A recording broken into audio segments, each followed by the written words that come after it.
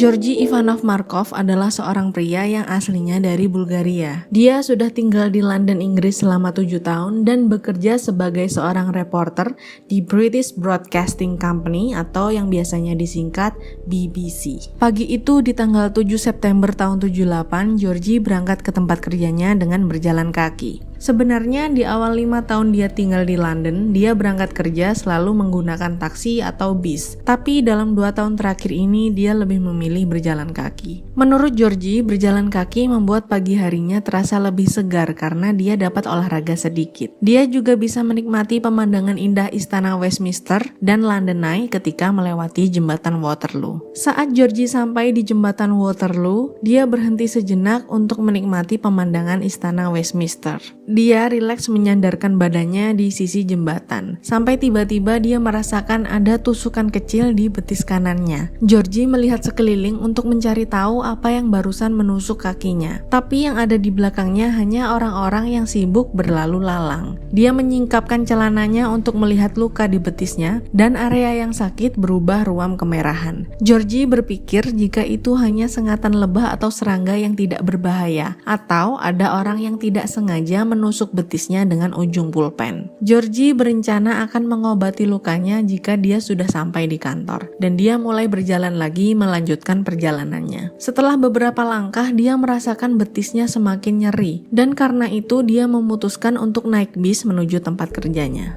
Sesampainya di tempat kerja, saking sibuknya hari itu, Georgi lupa akan luka di betisnya. Dia menjalani hari seperti biasa aja di kantor. Walaupun lukanya menimbulkan nyeri, namun dia merasa sakitnya masih bisa ditahan. Sampai pada jam makan siang, Georgi merasakan betisnya semakin sakit. Ketika dia meraba luka itu, terasa seperti ada sesuatu di dalam betisnya. Rasa sakitnya sudah sangat parah sampai Georgi berkeringat dingin, dan mukanya berubah menjadi pucat. Lalu dia memutuskan untuk pergi ke kamar mandi untuk melihat lukanya dengan lebih jelas. Georgi membuka celananya dan melihat luka di betisnya memerah dan juga agak bengkak. Dia lagi-lagi berpikir kalau itu mungkin hanya sengatan hewan yang agak beracun namun tidak terlalu berbahaya. Sebisa mungkin dia mencoba tidak merasakan luka itu dan bekerja seperti biasa. Jam kantor akhirnya berakhir dan Georgi pulang ke rumah. Sang istri menyambutnya di depan pintu dan setelah sang istri melihat kondisi Georgi yang pucat, dia langsung tahu jika ada yang salah dengan suaminya. Sang istri memaksa Georgi untuk pergi ke rumah sakit dan Georgi setuju karena rasa sakit di betisnya semakin menjadi-jadi. Di rumah sakit, dokter meminta Georgi menjelaskan apa yang terjadi pada kakinya. Setelah Georgi menjelaskan, dokter itu melihat betis Georgi dan pada saat itu betisnya sudah dalam kondisi yang jauh lebih parah. Bengkak pada betisnya membesar dan berwarna keunguan. Dokter yang memeriksa Georgi terheran-heran dan si dokter pergi untuk memanggil seorang dokter lain yang mungkin akan lebih paham akan kondisi Georgi. Setelah beberapa saat, dokter yang tadi kembali ke ruangan Georgi bersama dengan satu dokter lainnya. Kedua dokter itu memeriksa kondisi Georgi lalu mereka berdiskusi sebentar.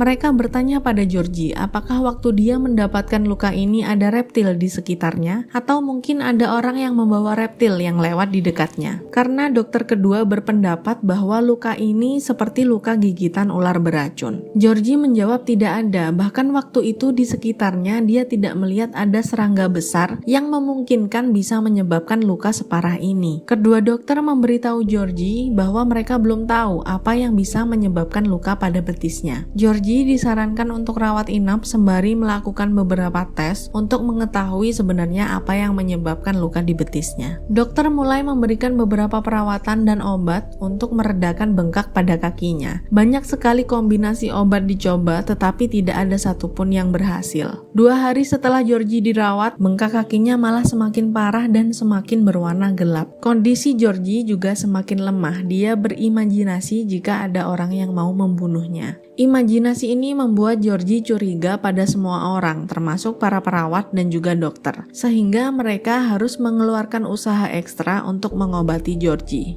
Kondisi Georgi terus-menerus melemah. Ia mengalami keadaan kritis dan meninggal dunia pada tanggal 11 September tahun 78. Karena penyebab kematiannya masih belum ditemukan, keluarga setuju untuk mengautopsi jenazahnya. Autopsi difokuskan pada betis kanan Georgie karena kemungkinan besar luka itu adalah penyebab utama meninggalnya Georgie. Awalnya ketika dibedah, tim autopsi tidak menemukan apa-apa. Namun setelah mencari lebih dalam, mereka menemukan sesuatu yang sangat amat kecil. Benda asing dalam tubuh Georgie ini adalah sebuah besi bulat yang berdiameter hanya 1,7 mm.